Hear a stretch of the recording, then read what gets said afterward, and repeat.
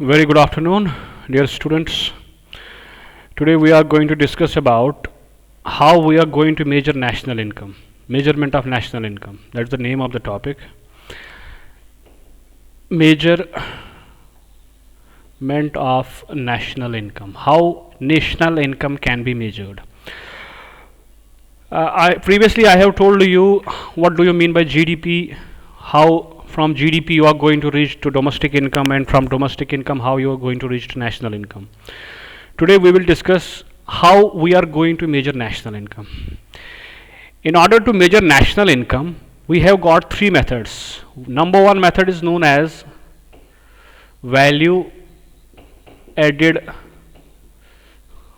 method. Second one is known as income method.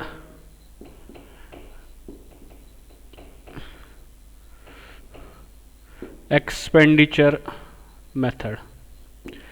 Three methods are there: value added method, income method, and expenditure method. So we are going to discuss one by one. First of all, we will concentrate on what do you mean by value added method. Look, when we talk about value added method, its simple definition is that when we are going to add some value in the raw material, it's known as value add. For example, I am a farmer, I am producing wheat.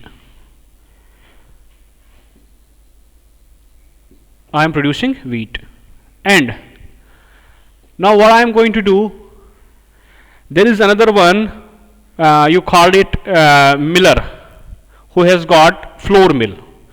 What he is going to do, he is going to purchase this wheat so that he is going to convert this into flour.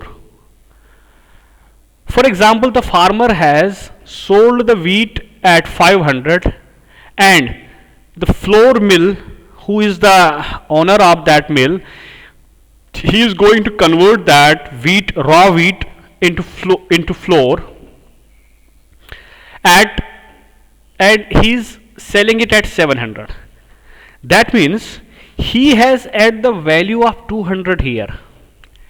He has added the value of 200. After this, there is baker. What he is going to do, he is going to convert this flour into bread. He is going to convert this flour into bread, and he is going to sell it at 1000 rupees. Now, that means he has added the value of 300 here. So this is value. Every time in an economy there are so many firms which are involved in different activities, productive activities, and after doing those productive activities, what they are going to do, they add some value. Every firm is adding some value in different goods.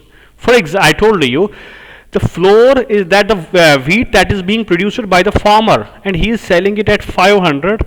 After that, the same flour is being used by the flour mill, and he is making the product that's known as flour, and he is selling it at 700. That means he has added the value of 200 in it. After that, the baker who is making the bread, he has purchased this flour of 700 as a raw material, and he is converting that flour, that flour into bread, and he is selling it at 1,000 rupees. That means 700 was the raw material, and he has converted that into bread and selling it at 1000. That means he has added this 300 as a value add. Now what is value add? Value add is equal to, when we are going to calculate it, value add is equal to value of output minus intermediate consumption. For that flour mill, he has purchased the raw material equal to 500, and what he has converted, he has made the product equal to 700. His value of output is equal to 700. That means he has added the value of equal to 200. I considered that this as firm A. I considered this at firm A. Now the same floor is going for another firm which we called as Baker. Yeah, we called it third producer. Yeah, third firm that is converting this raw material into some other output. For example, now for him, he is purchasing 700 rupees as a raw material, intermediate consumption you called it. His intermediate consumption will be equal to 700, and what his value of output will be equal to 1000. That means he has added the value equal to 300. I consider this firm B. This is an imaginary concept here. So like this way, there are so many firms present in the market, present in an economy, and every firm is adding some value in raw material. That's why when we talk about how we are going to define it, how we are going to calculate it, I have given you the example of value add. Now look at here.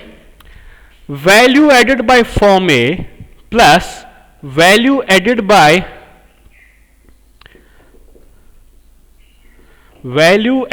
firm B plus value added by firm C.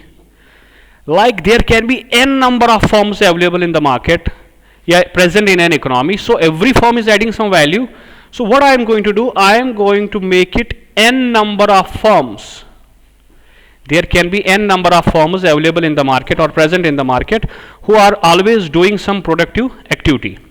What I am going to, when I am going to add them all, value added by A firm plus value added by B firm plus value added by C firm up to value added by n firm, we are going to say gross value added at market price. We will reach, after adding the values of different firms who are engaged in different productive activities, when I am going to sum up, when I am going to add them, we reach to gross value added at market price. So you have to individually calculate for every firm you have to calculate. How you are going to calculate? I told you value add is equal to value of output minus intermediate consumption.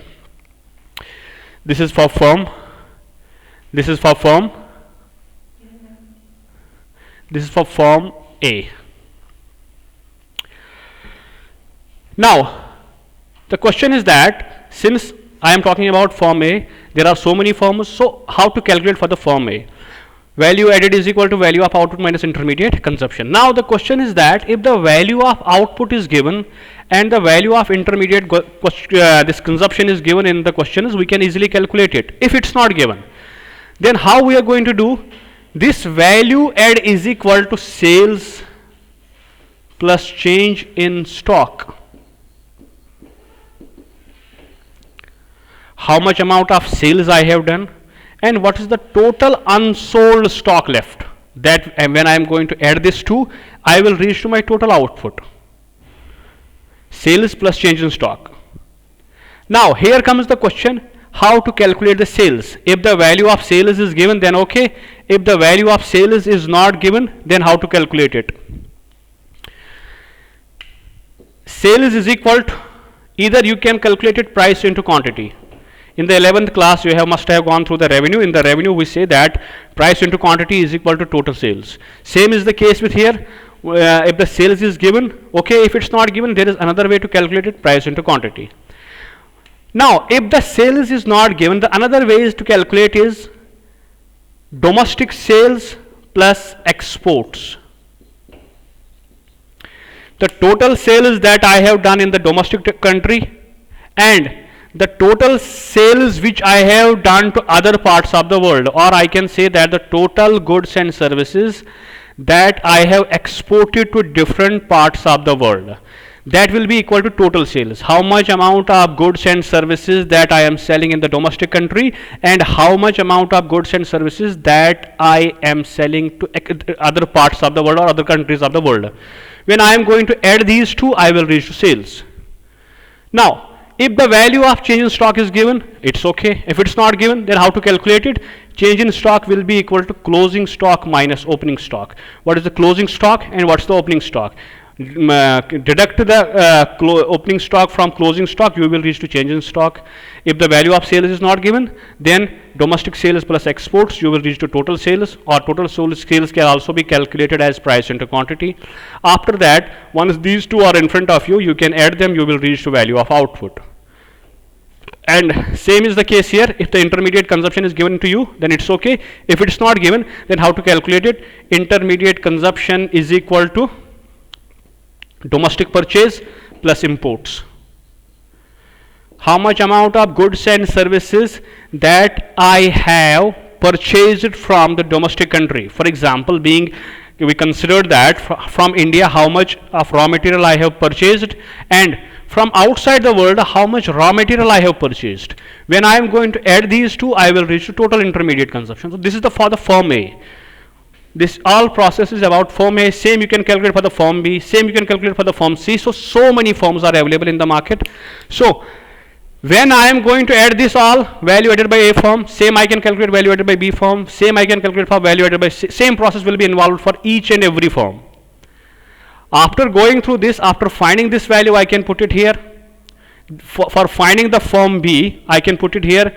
For the same process, I am going to use this for the firm C, and I am going to put it here. And when I am going to add n number of firms, and we will reach to gross value added at market price. This gross value added at market price is also known as GDP MP. And from GDP to MP, if you want to go to domestic income we know it's denoted by NDPFC. From G to N, what we are going to do, net does not include the value of depreciation, while as gross includes the value of depreciation. I am going to deduct depreciation. Value of depreciation जो है उसको minus किया जाएगा. And domestic is common, it will be product and productive will be common. From MP to FC, FC does not include the value of NIT, while as market price includes the value of NIT. It does not, so minus NIT. From domestic income to national income, NNPFC, what you are going to do, N will P and P will go FC from domestic to national plus NFIA. So this is how you are going to calculate value added at different processes. So this is the method through which national income is calculated by the first method, which is known as value added method. Hope you have understood. Thank you very much.